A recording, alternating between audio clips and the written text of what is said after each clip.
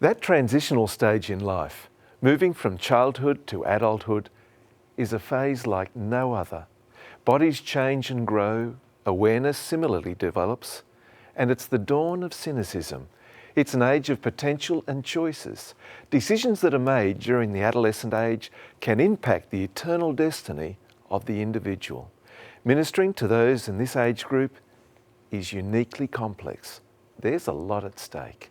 Today on Ministry in Motion, Leah and Costin Jordache will share with you helpful insights on how you can effectively minister to adolescents. Today's topic, ministering to young people in the age of cynicism. You're watching Ministry in Motion, where we explore best practices for your ministry in the 21st century.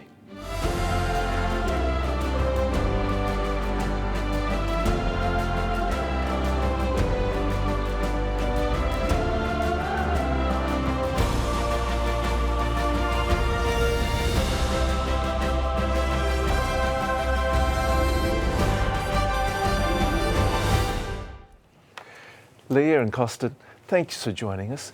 What do we need to understand about adolescence? We have a lot to understand about adolescence. I think that the first place to start is that there is a natural growth development process. And as kids grow and develop, they go through different phases. And one of these phases that we could call adolescence or the preteen years and leading into the teen years comes packaged with something that we call cynicism and doubt. And perhaps the first thing that we ought to understand is that's perfectly natural. That's a part of being human, a part of growing, and a part of exploring the world and attempting to identify our place in the world. Okay, you're making it sound like a protective mechanism actually, where we're understanding things that we need to understand and concepts that are valuable to the adult. That's absolutely right, because we're expecting young people to be able to take responsibility for themselves, to take ownership for the way they function in the world, and to develop the responsibility to have more freedom. And if we don't foster that and give them space to do that, then they won't be able to launch responsibly into adulthood. Yeah. So what else do we need to understand? I think perhaps a part B to that is that the most common question that comes out of the mouth of someone in adolescence is the question that begins with the word why. Okay. Why questions. In fact, just recently, Leah and I were at church and a family was up on the platform and they were talking about the way that they connect with each other, the way that they connect spiritually. And the teenager among them said, I ask a lot of why questions. And then they shared that this is actually, in discussing these why questions, it actually strengthens their bond as a family. Mm-hmm. Yeah. So how important is it to create a healthy environment for kids as they're making this discovery, this journey? And how do we make that environment the very best for them? It's extremely important because they're going to put their trust in the people who are open to having a conversation with them. And so if we are not the ones who are open, they will find the people that are willing to discuss with them, to address their questions, their doubts, and other things like that. So if we aren't willing to make that atmosphere of openness with us, their parents, their ministry leaders, their teachers, their pastors, they will get that need filled somewhere. Yeah. And it's crucial because we can't look at asking questions and doubt as an enemy, or cynicism even as an enemy, because those who question and those who doubt actually are those who want to grow. And we should encourage that desire to grow and to become something new in a healthy, trusting environment. And part of that is really developing an environment in which those who are being cynical or those who are potentially doubting aren't seen as the them and then we are the us. So creating this us and them distance in which we say, well, you're here to ask all your doubtful questions and we're here to give you all of our wonderful answers. But rather than creating this us and them mentality, creating a safe space in which they're able to ask these questions without any judgment coming their way. How do we do that though, Costin? How do we produce that safe area for them so that there is that natural ability to do that. Yeah, I think one of the words that we've been talking about lately is presence, and what it means to be present in someone's life who you are hoping will open up to you with these very critical life questions.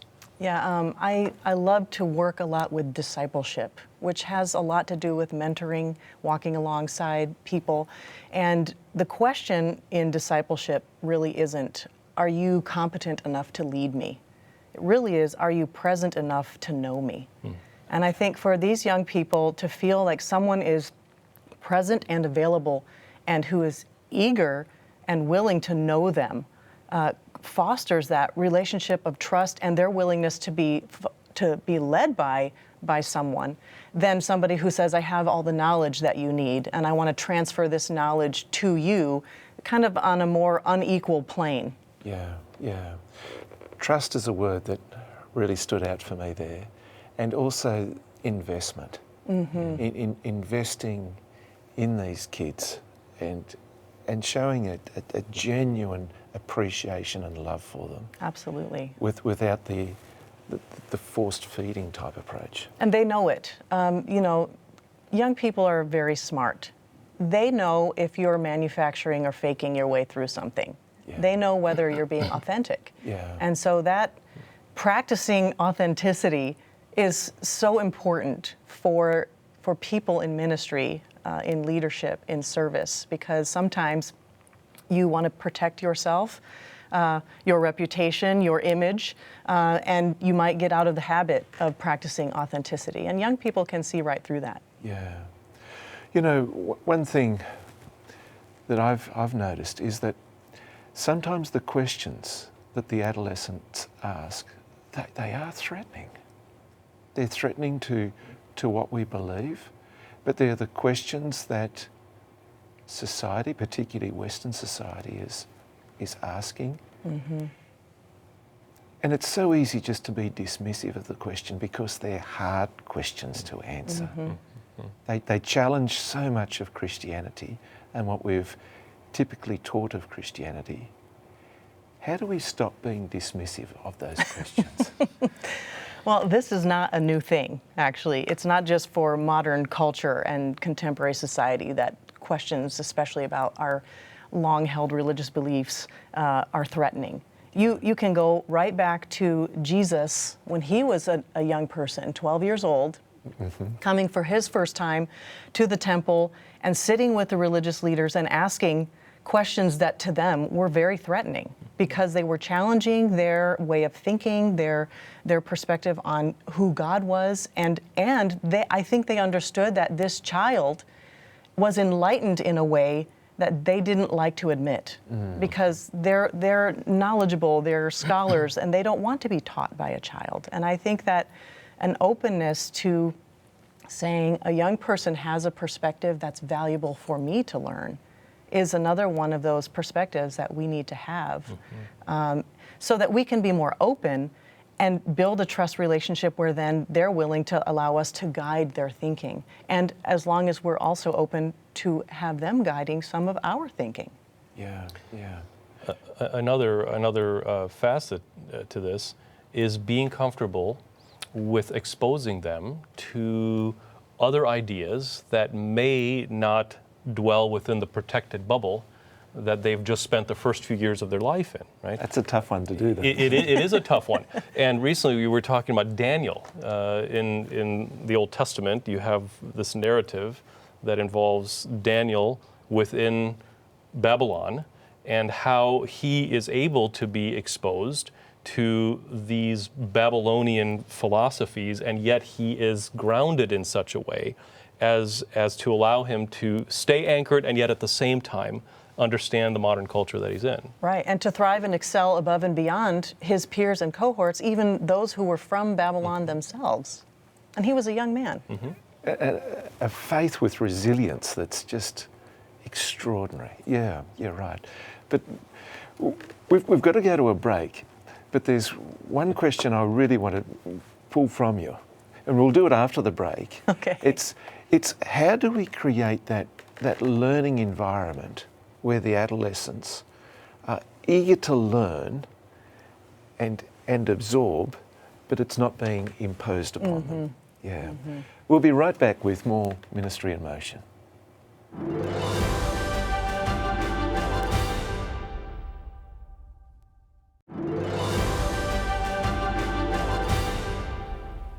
Welcome back to Ministry in Motion. Our topic today is ministering to young people in an age of cynicism, and our guests, Leah and Costin Jordache.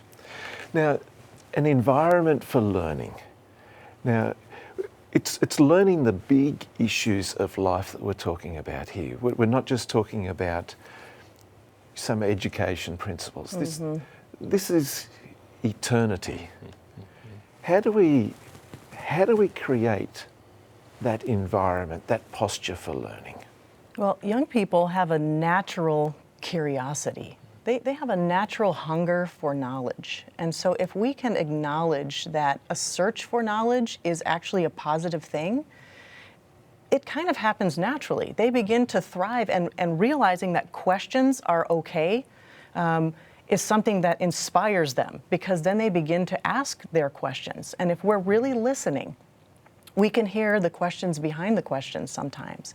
They'll communicate to us about their view of the world, their view of God, their view of religion, social issues. They'll communicate all of those things in the questions that they're asking. So I think fostering an environment where questions are encouraged and welcomed, and then making sure that we're listening, genuinely listening, to learn what is important to them in their hearts, what their value system is communicating out of the questions that they're asking. And that's one of the most important things. Yeah. At times it's so easy to take those questions threateningly, and this kid's throwing the faith away, rather than this kid's asking a legitimate question. Yeah. And many times fear will drive us, and we will dig in, and we will become very defensive of the faith, and we will become quite rigid.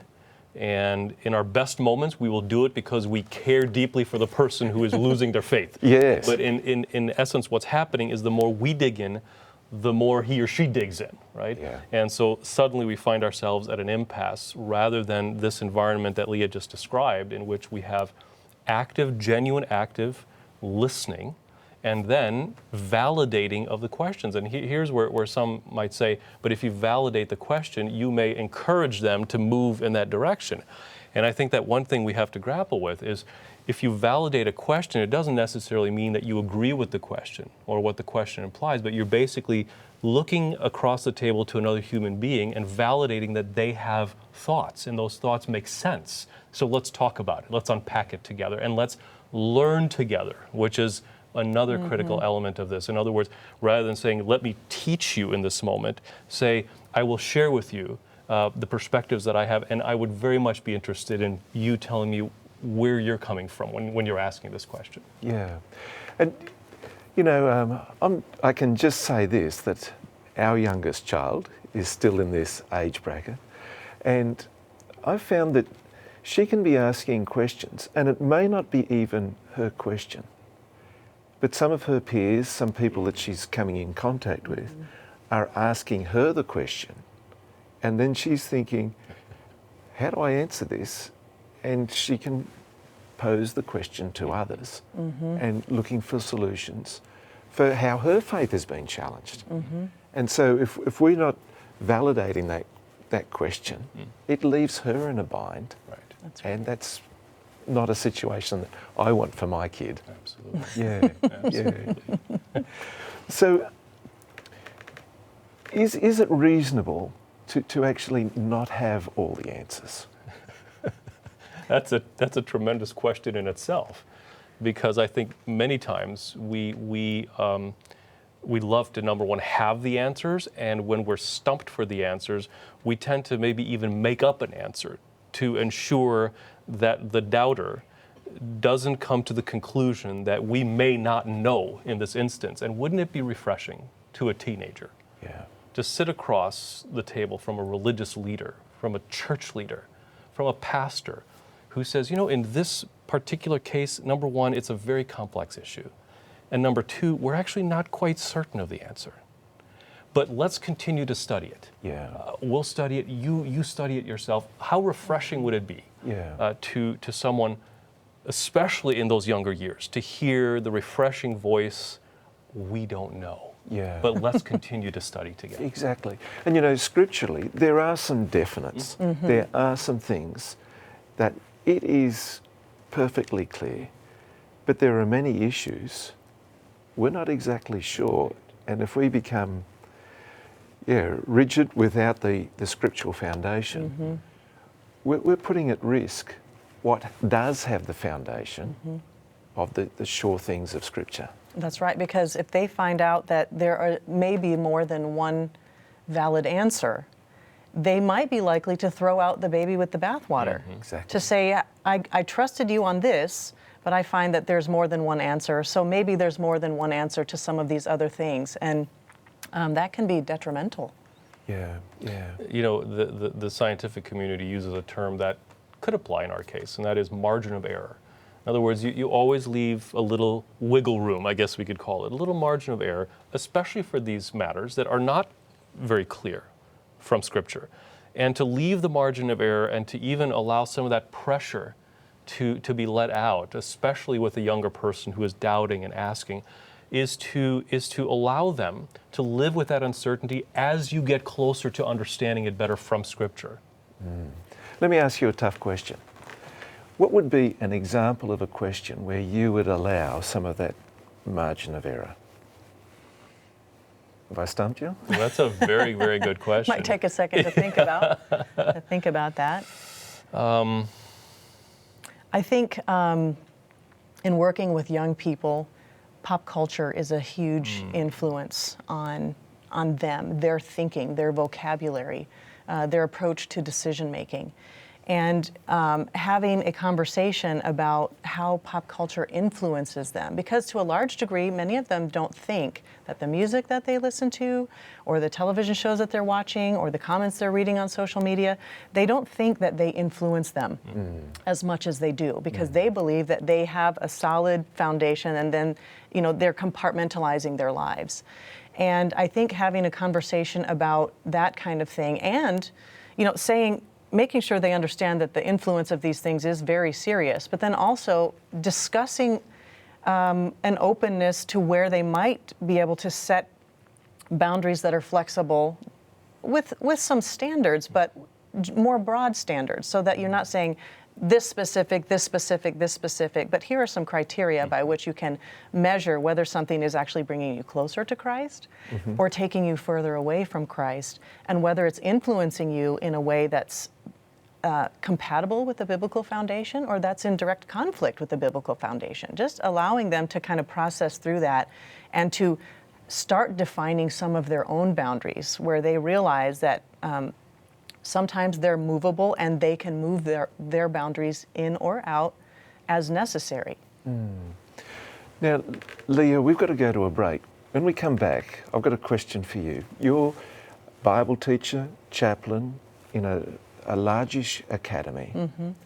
What are the key things that you're trying to instill in these kids that you want them to take from your classes and your ministry, that you want them to carry on and to pass on from generation to the next generation? What really counts for you? Okay. We'll be right back with more Ministry in Motion.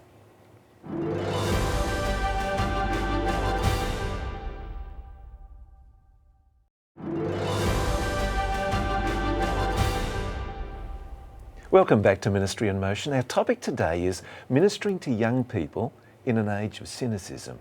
And our guests, Leah and Costin Jordache. Now, Leah, you're teaching in an academy situation, Bible teaching, and a chaplain as well. Right at this age group where these kids, questioning and so forth, what are the key essential things that you're trying to impart to these kids so that they will take that through their lives and pass it on to the next generation? Well, on a daily basis, I struggle to keep a grasp on what that might be, because these kids, they keep me on my toes. But I would say one of the main things that I try to emphasize, especially in my Bible classes, is that for every truth and pure and good thing, there is a counterfeit. And the enemy of God is really good at counterfeiting. In other words, it wouldn't be a good counterfeit if you could easily tell the difference. And we talk about this a lot. We talk about this idea of the counterfeit and just trying to keep our eyes open to the true dynamic of the great controversy between good and evil, and the mastery that the enemy of God it has at creating deception that looks like truth. And we spend a lot of time on that. We compare Christian songs with popular music. We talk about social issues and different ways to approach them, looking at what Jesus has to say, and then looking at what other contemporary philosophers and teachers have to say, and what those things have in common and where they might come in conflict, so that we can begin to detect the counterfeit better. And the best way to be able to detect a counterfeit is to study the original, to know what the real truth, the original authentic article looks like. And of course, then that means we have to focus our attention on the teachings of Jesus Christ, the person of Jesus, the ministry of Jesus. Obviously, if we're coming from a Christian perspective, that's the center of everything that we do. And we need to have our eyes fixed there and teach the young people to bring every other perspective back to that perspective and to compare it, to see if they can detect the counterfeit. Yeah. Costin, you come from a pastoring background as well, a father with young boys emerging into this. What's your emphasis? So I think that one of the areas that, as we've already spoken about in the past few minutes, one of our areas is really living out this promise to them that no question will ever be met with resistance by your parents. No question will ever be met with some sort of punishment for even having asked it. And so ultimately we find that this so far has worked out well. One of our sons is just now entering teenagehood, and he to this day will continue to come home and, just as you were sharing earlier, will ask questions in an environment that he feels will be safe and won't make him feel foolish for having asked the question, or, to be very blunt and transparent, won't make him sort of perceived as less spiritual for having asked the question, right? And so ultimately that's our emphasis, and also really emphasizing that while there are standards and boundaries, the emphasis actually turns inward to a center. Let's explore that. Yeah. I'm eager to hear about these boundaries and how to manage these boundaries. We're down to a little over a minute, but that's as quick as we can. When you think of drawing a boundary marker, human nature compels us to go towards the boundary. And so if our focus in working with our young people is to just focus on the boundary, don't cross this boundary, here's where the line is, then their focus will be on that line, and they'll be drawn to the edges. Where instead we could say, what is the center of our focus? What is the measuring stick? What is the thing that we all have in common? And then focus on that, and it draws them in instead of pulling them out towards that boundary marker. So I can't help but think of the image of the cross. Absolutely. The light, the table with bread on it, bringing people together, drawing the kids, rather than, is this fence really electric? Right, because they will test it. And how close can I get to the electric fence Exactly. in order to... Our time's gone. Thank you so much for joining us. It's been a real pleasure to have you on the show. Thank you so much. We're delighted that you joined us on today's Ministry in Motion program, where we looked at ministering to young people in the age of cynicism with Leah and Costin Jordache. 6 important points were made in this program. First of all, adolescence is a period in which teens' perspective is reframed and independence is established. Secondly, don't look at questions or cynicism as the enemy. The third point was validate sincere questions and affirm the young person who asks. Fourth, approach adolescence with honesty and transparency. And if you don't have the answers, seek them together. And the fifth point, teach young people to distinguish between truth and its deceptive counterfeit. And the final point was this: don't just focus on boundaries, but also the good things at the centre. Thanks so much once again for joining us on Ministry in Motion. Until next time, may God bless you richly. Bye for now.